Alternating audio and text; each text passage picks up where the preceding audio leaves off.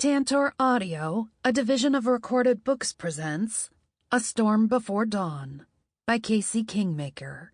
Narrated by Meghan Kelly. 1.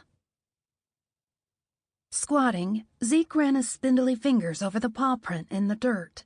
It looked old and cracked, sprouts of grass surrounding it. I stood behind him, biting my nails, while Anvil Steel lurked behind me, head on a swivel, as he searched for danger. We were in the Everwood somewhere near Briarwitch Academy. I wasn't exactly sure where we were, but Ezekiel seemed to have a good idea. The third term was over, but my guys had agreed to stay with me. I loved them for it. Anvil had no home to go back to after being estranged from his despicable father Orion, and Zeke wasn't even a student. But for both of them, it was more than that. They were here for me. They were here for Malachi. Our search had been fruitless so far, but this wolf's print gave me renewed hope. The sun was waning, glittering in the canopies above, and I prayed we wouldn't be forced to return to Briarwitch soon, as failures. Again. In about a week, new and returning students would be swarming Briarwitch Academy en masse, ready to start magic school.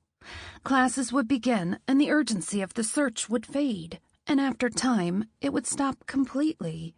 I could already see it.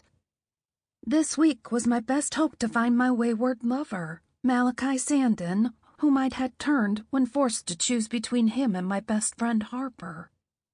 I thought I would have had control over his mind, as Darren Knock did with his turn minions, but then a full moon had severed our connection and transformed Kai into a feral wolf. He had leaped away into the forest, and he'd been lost ever since, with no way for me to get through to him. Luckily, I had been able to save Harp. While she was in a medically induced coma, I had quested deep into her mind and fought through the dark webs of energy that held her soul hostage. Absolving her, as we called it, had reignited my dreams, not just of finding and fixing Malachi, but of curing all turned. I knew nothing about my new ability other than that I possessed it. Perhaps it was the last vestige of power from my ancient ancestor, Amethyst Soulburn, a final fragment of her sensational talents. With time, I hoped to be able to access it at will. But for now, it was akin to lighting a match in pitch blackness. It gave me a small bubble of light to work with, but I was still surrounded by utter darkness. "Anything?" Anvil asked after Zeke had been studying the paw print for minutes. Zeke peered out toward a copse of trees in the distance. The thick boles of the Everwoods hemmed us in, claustrophobia settling in. The odd magical pull of these trees was starting to make me nervous, as if I was being watched. I glanced over at the largest, most physically imposing of my entourage, Anvil Steel, and saw his chiseled face had a similar expression as mine. Anvil wasn't one to ever look scared, but his eyes were darting and his jaw was taut. Light stubble lined his beautiful tight jawline, and I wanted to run my hands over it, if only to soothe his worry. No, I wanted to do more than that, but this was neither the time nor place. The constant cheeping and chirring of insects and the swishing of plant life in the breeze were decidedly unromantic and unnerving. Without answering, the lithe Seelie Fay Zeke, the newest of my masculine protectorate, stood. He swatted his dark cloak away as it rode close to his body, then squeezed through a few trees and went to stand in front of a thin tree whose trunk had been bent at an unnatural angle. I hurried to him. His fingers caressed the dark wood splintering in the middle. Pointing back at the paw print, he said, "The wolf came through here, probably no more than 5 days ago, else the print would have been filled by now. It was in a hurry, I believe, trouncing over this thin boil and knocking it aside." "You think he was running from something?" I asked. Zeke shrugged, eyeing me. His pointed ears twitched near the hem of his hood. "It's a possibility." I shifted from chewing my nails to chewing my lips. This didn't bode well, but there was something else that neither of us was mentioning. "One problem," Anvil said, smacking aside the branches and limbs in his way to get to us, rather than snaking by them undisturbed like Zeke had done. I thought it was a proper representation of their differences, brute force versus honed finesse. In the past, during Kai's transformation, he's only stayed changed as long as the full moon was present. Anvil continued. He lifted his burly arms, gesturing both left and right. We haven't had a full moon in 2 weeks or more, in case you haven't noticed. Talk about reading my mind. That's exactly what I had been thinking, and it made my heart sink. Leave it to Anvil to always be the upfront one who didn't sugarcoat shit. I agree, I said with a dismal tone in my voice. When my shoulders slumped, I felt a reassuring hand gently squeeze near my neck. Zeke's touch made me feel slightly better, but it wasn't enough. So you don't think this track belongs to Kai, then? I asked, frowning. It's unlikely, Anvil said. Unless being turned somehow has kept him in his morphed state, which then adds a whole new layer of problems for us. I turned to Zeke. And you? There was hope in his eyes, but he couldn't mask the doubt flitting across his gaunt face. Unable to meet my desperate gaze, he sighed. I'm inclined to agree with Anvil. Either Malachi is trapped in his wolf form, which is dangerous in its own right, or this track likely doesn't belong to him. God damn it! I punched the bent tree trunk and it snapped in the middle, a shard of wood jutting out. Please, Dawn, you mustn't let anger cloud your mind. There's still hope. Ezekiel's hand fell back on my shoulder, but I quickly shrugged it away. Don't tell me how to feel, Zeke, I growled, walking away from the tree and my two mates. My temper was on a razor's edge. I stared off into the darkening tree line, the snaking branches and magical ecosystem of this woodland escape, and it all seemed to be moving. The arcane wilderness and the humming of the animals inside it had a calming effect. I took a deep breath, and the red curtain threatening to fall over my eyes lifted. With a resigned nod, I faced them. I'm sorry, Zeke. You're right. I'm just frustrated, but I can't let it lead me astray. We've just been at this for weeks, and— Cub! Anvil shouted, his loud voice startling the entire forest. Birds caught into the air on fluttering wings, leaves shivering. Tensing, my wide eyes shot up to him, to see him looking past me. I spun, backpedaling, and narrowly avoided a swipe of darkness grasping for my face. Ah! I cried, then tripped over a root and fell on my ass. I stared up at a rictus grin of evil. No wonder the forest had seemed like it was moving. It had been moving. Toward me. I froze as I stared at the empty, soulless eyes in the monster's face. My breath caught in my throat because the face covered in shadow almost looked human. Recognizable. Familiar. Heavy footsteps pounded behind me, trembling the earth. I crab-called back as the turn advanced, the tremor underneath my palms inciting me to act. Inhuman groans filled the air, and my eyes scanned the area frantically, trying to find more of the zombie-like creatures. The turned wobbling toward me was ready to pounce, clawed hands lifted. Anvil jumped over my body to stand in front of me, his fist ablaze with red and orange flames. Wait! I cried, reaching out. But it was too late. Anvil's uppercut connected with the turned and drove the monster back, igniting his face in sparking embers. The turned screeched and batted at his blotchy face. The wails of his mindless friends zeroed in on us, getting closer. Strong hands fell on my shoulders, and I yelped. Zeke brought me to my feet, his face locked in that stern struggle of coldness and calculation. Come on, he said flatly, then pushed me behind him.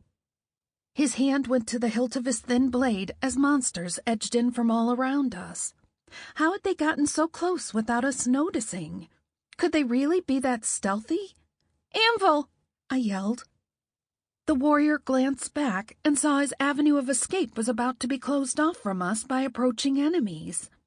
The huge stud roared and shifted, brown fur sprouting on his body as he grew even bigger, face turning canine, vicious. His clothes bulged against his veiny muscles before ripping into shreds. Powerful paws swept out in massive arcs, keeping the turned at bay, and his tree-trunk thighs churned and brought him to us. I looked up into his yellow eyes and saw understanding there. He had complete control of his transformation, despite appearing to be a 7-foot monster. "Let's get out of here," Zeke said, eyes still scanning the area. The sun was beginning to set. It would be dark soon, and that's when the dangers of the world thrived. My heart hammered in my chest. The turns seemed to be all around us, even where I couldn't see them. Zeke scoped a path and took the lead, jetting off in that direction. All I could do was run at a sprint and try to follow. Roars echoed behind me. Anvil was defending our retreat. Ezekiel stopped between 2 trees, spinning at the same sound. He frowned. "Let's go, Dawn. He'll be fine." His voice was so flat, it scared me. "How do you know?" I asked. I couldn't just leave Anvil behind. No fucking way. I jerked and headed back. "Wait!"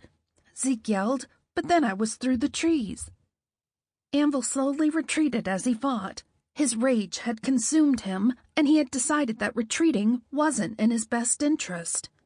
Fucking men can never ask for help. A ridged spine protruded from his broad back. I laid my hands on his fur, instantly calming him, while also questing into his indecipherable mind and drawing on some of his amazing power. My body bloomed with monstrous fury. Turned swarmed in from all sides. My hands stretched out around me, and columns of fire sprouted from my fingertips, lighting up paths of scorched flesh and sizzling trees. I hadn't wanted to kill these turned. That's why I had stupidly told Anvil to wait when he protected me from the first guy. It's not that I recognized the creatures as someone I knew, but rather I could sense its innate humanity still lingering. Being turned, becoming a monster, it isn't their fault. It isn't Malachi's fault. Plus, Kai could be part of this pack. But I had to protect myself and my guys. I used a little more power to keep the fire going, building a path for me and Anvil to trudge through. I hugged his thick waist while the turned hesitated. "Let's go, big guy," I urged. He grunted, then shifted into human form and was dressed in tatters of clothes barely hanging off his body. It was a magnificent sight for sore eyes, those dipping planes and muscles peeking through his ripped clothes, but not a sight I could currently enjoy. Taking his hand, I took off. The inhuman cries of the turned followed, but we swiftly put distance between us. Zeke wasn't far away. He had been heading back for us. We were nearing the edge of the trees. A solo turned leaped in front of us, cutting off our escape. He was a straggler separated from his group most likely, but it clearly wasn't Malachi. Damn it! Anvil raised a blazing fist as the creature approached. "Stop!" I cried, and this time I meant it. My arm wrapped around his bulging bicep and brought his fist down. He glanced at me askew. I stepped in front of the turned monster, stared into its unseeing eyes, and waited. It tested my abilities with a meager swipe. Then I was spinning round its body, my butt glancing off its side, arms wrapping, and I was behind it, the creature in a headlock. I touched a pressure point on its neck, but it didn't seem to work. Is it impervious to it? It just kept squealing, arms thrashing in the air as it tried to reach back and claw me. I put pressure on its neck with my forearm, keeping him still, and within seconds its screeching became wheezing, then gasping, then near silence. Monster or not, it still needed a windpipe to breathe. I felt for a pulse. It was alive. "Pick it up, please," I told Anvil. He frowned. "Why?" I cocked my head. "Professor Limfo wanted to test dummies, remember?" "You mean you don't want to absolve it?" Zeke asked. "Of course I do, and I will. But let's see if our benevolent-turned professor and expert can't figure out some things first, yeah?" Anvil crouched so I could lay the thing's body on his shoulder. "We're about to be locked in a war with these guys, right?" I added. "I think we could use all the ammunition and info we can get." 2. We stepped out of the portal onto the grassy quad of Briarwitch Academy. Yes, Sometimes in the heat of the moment I forgot I could portal us to safety when my fight or flight response took over. I wobbled on shaky legs, put a hand to my temple, and clenched my eyes shut. Zeke grabbed my arm gently. "Are you okay?" I groaned, nodding. "Fine. Just a little shaken up." "We could have just walked the rest of the way, you know," he said. "We were almost out of the Everwoods." "This was faster. Plus, we don't know how long the turned will stay passed out." I opened my eyes and saw him staring at me, his dark magenta orbs unreadable. There was a knowing smirk he was trying to hide, and I couldn't help but return the look. "But thank you for your concern." "I'll meet up with you guys a little later," Anvil grunted. We watched him walk away with the turn slung over his shoulder like a giant sack of potatoes. That was another thing about doing the search while the academy was on break. I could only imagine how frightened students would be if they saw a half-naked shifter lugging an unconscious monster across campus grounds. "What's next?" Zeke asked me. I sighed. God, we were always on such high alert these days. I needed some rest and relaxation. We all did. We'd been searching for Malachi every day for weeks now, ever since the third term ended. But before I could melt into the Fae's wiry arms and ask him to carry me away like a damsel in distress, I had a bone to pick with the headmistress. I stormed into Tessa Overland's office. Thankfully, after 3 long terms at this place, I had been granted access to the Briarwitch Center whenever I wanted. The silver-armored guards always stepped aside when I needed to see the headmistress. I'm sure she was already regretting that decision because I had a knack for showing up at the most inopportune times. I froze at the door, my lingering thoughts of war and search and rescue burgeoning, then vanishing on the tip of my tongue. Constance Mayflower sat perched on the headmistress's side of the desk, facing Tessa, with her shapely legs splayed apart. Tessa had her hands on the woman's thighs, seated on her chair below the beautiful curvy Fae princess. "Shit!" I said, breaking their impending romance with all the grace of priceless china smashing on the floor into a million little pieces. Thank God I could only see them at a side angle, so I wasn't given the full frontal view that Tessa was getting. Or perhaps that was my loss. Constance's head shot over, and her legs snapped closed. Tessa eyed me warily, letting out a hefty sigh. "We need to set up some sort of alarm system for your sudden arrivals, Miss Rose," she said, taking a minute to compose herself and stand. Constance hopped off the desk and folded her arms under her breasts. Her face was tight and clipped. "Sorry," I stammered, scratching the back of my neck and turning beet red. "Next time I'll shoot you an email over our mind link or something?" Tessa held up a palm. No, I don't need you reading my thoughts every waking hour. An alarm system will suffice." Touché. I didn't need to mention that Tessa had invaded my thoughts when I'd gone off to the Seelie court to rescue Scarlet Starklin. But that had been for my benefit, I guess. "So?" Tessa asked, cocking her head. She put her hands over her chest, and now they were both staring at me like I was the annoying red-headed stepchild of the family. Which, in some ways, I was. We were practically a family ever since I'd found out Constance was the abdicated Fae princess to the Seelie throne, and Tessa was her tutor-turned-lover. "So, what?" I asked, my mind still reeling. Tessa flared her nostrils. She didn't get pissed very often, but I guess barging in when she was seconds away from stuffing her face in her girlfriend's honeypot would drive anyone to madness. "Dawn, you came to me. By the spirits, girl, what are you doing here?" "Oh, right," I exclaimed, raising a finger. The search for Malachi was a bust, as usual. "I'm sorry to hear that." But we brought back a turn for Professor Limfeld to study and do his little tests on. Tessa frowned. "I assure you, Dawn, Limfeld's little tests will be under strict supervision. We aren't going to be conducting inhumane experiments at Briarwitch." "Good." You say you found the monster in the Everwoods? She raised a brow, and I thought I hinted slight alarm in her voice. I nodded. Close to the tree line. Tessa, headmistress, the place is swarming with these people. It's not good. I paused. And they are people. She ran a finger over her pointy chin, deep in thought.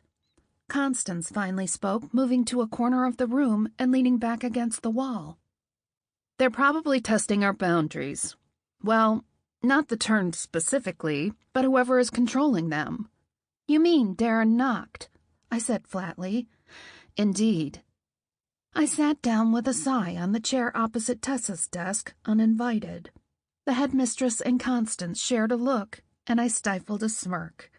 I was so good at getting on their nerves. Well, what do we do? When kids come back for next term, it probably won't be safe for them with Turned roaming around right outside our walls.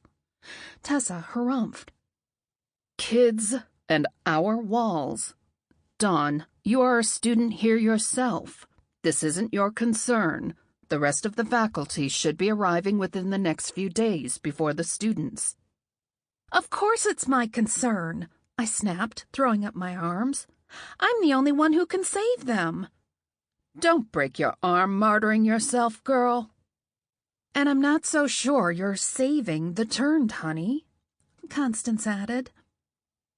We don't know if their memories return completely. After all, Harper Caffrey has been bedridden and lethargic for quite a while now. I scowled. Yes, I don't need to be reminded. I went and visited Harp every day, for Christ's sake. I knew how detached and almost lifeless she'd become. It hurt my heart more than anything. Constance raised her brows, easily reading the anger and frustration on my face. All I'm saying is, I don't think you guys are taking this seriously enough, I interjected. Aren't you supposed to be the, I don't know, grown-ups here? Rune Starkling came to us defeated and beaten with the rest of his coalition, Witherfang overrun. Darren Nacht is, for all we know, building a Turned army as we speak. And you guys are over here playing squeeze your face in my thighs while— Enough! Tessa boomed. The air in the room swept up, causing papers to flutter. I gulped. Oops. Maybe I'd pressed too far. You forget your place, Dawn. But I'll give you the benefit of the doubt because I know you're exasperated you haven't been able to find your friend. But our hands are tied at the moment. When the rest of the staff returns, we'll revisit this. For now, there's nothing we can do. Sure there is, I said, locking my eyes on hers. She had an intimidating stare, but I wasn't going to back down. We could be building an army of our own. Tessa sighed and shook her head. Dawn, we've already been over this. We'd be fools not to, I yelled. How can we expect to take on Darren Nacht without soldiers of our own? We need to fortify this place and prepare it for battle before it's too late. Tessa and Constance shared another look. I hated it when they did that, like they were communicating via mind link, which I'm sure they were. We don't exactly have the means of raising an army, Tessa said. We don't have a draft like many human governments. We don't have the funds to raise one. We don't have soldiers, Dawn. We have students. I was baffled. So we're just going to give up before we even begin? What the hell? Turn those students into soldiers, damn it. We can do it. The Seelie may help us, Constance said. I tilted my head at her. And how many will they number? Enough to take on Darren and Orion and the Unseelie's combined armies? She pursed her lips and looked away. I couldn't believe this. Couldn't believe I was the one who needed to wrangle up the defenses or stoke a fire under their asses. Why were the good guys always so adamant on playing into the hands of the bad guys? Why did we have to wallow and just hope for the best when we could be preparing? After all, the best we could hope for looked like surefire death and destruction. The lass is right, you know, a new voice said. Our eyes shot to the doorway to see Rune Starkland standing stoic as ever. A sconce behind him brightened his bald head like a torch. He stepped into the room, his triple-plaited beard swishing against his chest. "Overseer Starklin, what brings you here?" Tessa asked, a bit taken aback and flustered. Rune groaned and flashed a sad smile, his eyes crinkling. "Please, Tessa, I'm not the overseer of anything anymore. Rune is fine, and I'm here to raise the same concerns this brave champion is raising." My heart soared, rapidly beating against my throat. Rune Starklin, patriarch of the Starklin Coalition, father to Scarlet, and one of the most formidable and famous shifters in the land, just called me a brave champion. "We need to secure Briarwitch Academy, raise a garrison, and flip the trajectory of this war before it begins. Who knows? Maybe with enough action, we can convince Darnock to abort his siege, or at least stall." The shifter nodded sagely. "His siege, Rune?" Tessa said, tentative. "You believe it'll come to that, then?" "Oh, I have no doubt. Dunrose is correct. We can't be seen as weak. We have to do something, else these bastards will trounce all over us. The Seelie Fae you mentioned might help, but we both know it won't be enough to stave off a concerted attack, Miss Mayflower." Constance frowned. Shit, how long had he been standing in that doorway listening? It sounded like he'd heard everything, but I agreed with all of it. "Spirits forfend," Tessa said, running a palm over her smooth face. "I was hoping this wouldn't happen. Wishful thinking will get us nowhere, ma'am," Rune said. "I will offer my expertise in these matters, whatever they may be." Tessa put her hands on her narrow hips. "While I appreciate the sentiment, Rune, we already have a master strategist and combat veteran in our ranks, and I believe our faculty will trust him more, seeing as he's been around for so much longer." I couldn't tell if it was an underhanded slight at Rune Starklin or not, but either way, he didn't take the suggestion very kindly. "You mean that fool Zane Crockett?" he sputtered. I choked back a gasp. How dare you call Professor Crockett a fool? Squeezing the armrests of my chair, I thought, wow, how quickly my opinion of someone can change. "Just so," Tessa said with a calm nod. Just like that, the power dynamic in this room had shifted to her favor. Rune opened his mouth to retort, but Tessa raised another hand to cut him off. "Before you begin to besmirch Zane Crockett's name, I'll admit you're right about one thing. It's prudent for us to develop some sort of strategy for the coming days. We will begin by starting a headquarters for these matters, a war room, I blurted. Tessa nodded. Thank you, Dawn. I want to join in the efforts, I said, bunching my hands into fists. I can help. Tessa gave me a pitying look. Oh, I know you can, Dawn, but you're too important to us. I scoffed, angry at her pity. Bullshit! Give me a real reason you don't want my help. She's right, lass, Rune said. In this, she's right. If you can really do the things I've heard, then we can't afford to lose you to Darnock. Not again. I frowned. God damn it. Impotent rage swelled inside me.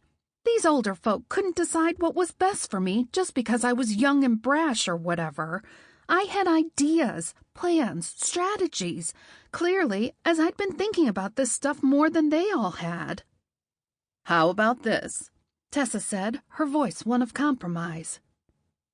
You can join us in our, war room, as long as you do something for me first.